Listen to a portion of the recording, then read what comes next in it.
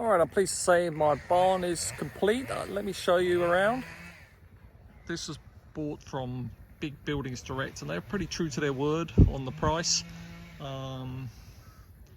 We did have to pay a little bit extra because we needed it built to Florida code to withstand 140-mile-an-hour winds.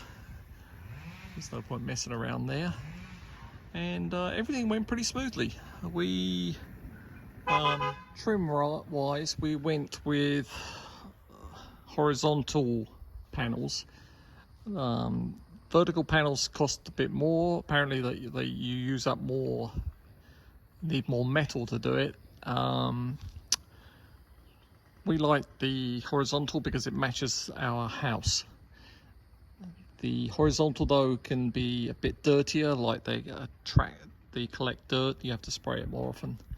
Whereas the vertical ones, the rain sort of washes off the dirt. Anyway, we got the black trim with black screws, and then sort of the bottom sort of wainscoting with grey and grey screws, and the top white with white screws. I think the different colour screws were a little bit more expensive. That was like an upgrade, but worth it.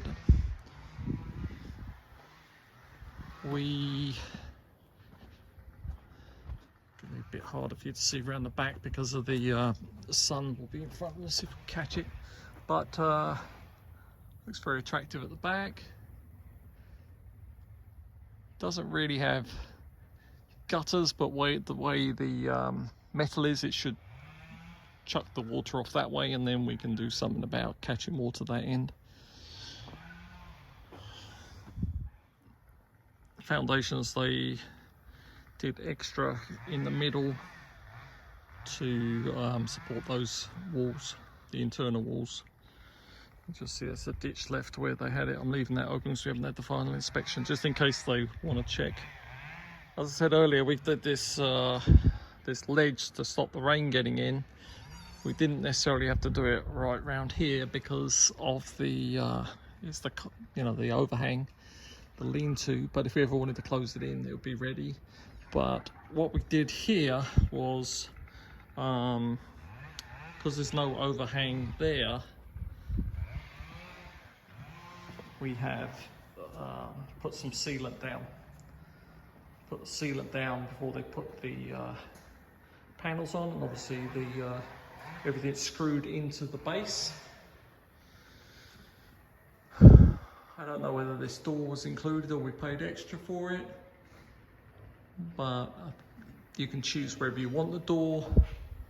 Decided to have it back a bit from the edge because I'll probably put some shelving in here.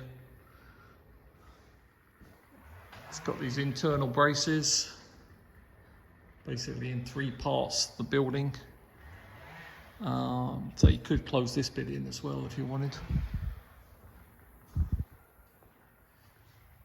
I'm leaving it all open. It's so hot here, but right now there's a nice breeze blowing through. Just the smallest of breeze helps. Got a nice bracing here. So what did this all cost? Well, you could save money if you did it yourself, but bringing in the dirt for filling the land, because we had to raise the land up. We raised it up 2 feet so that we don't get any flooding. Bringing in, I don't know, it's about 10 loads of dirt, and then the guy packing it down, ready for the concrete. That cost us I think that cost us about 2,000. The concrete was the hardest bit.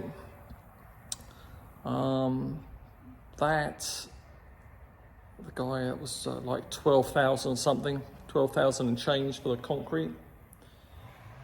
And the barn itself, the barn included the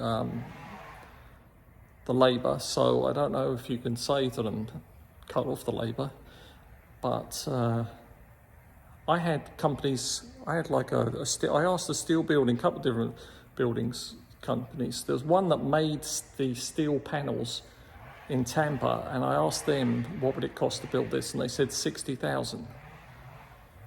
Now,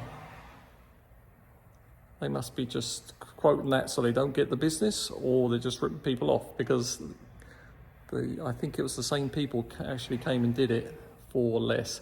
So the building cost, because it was extra for Florida, extra bracing, I think, for storms, that cost us something about 18,000. So if you look at that, that's about 33,000 all in. Yeah, plenty large enough. Just got to bring some more soil in, level it off, put some turf down. That's about it. And then start filling it up with all my stuff.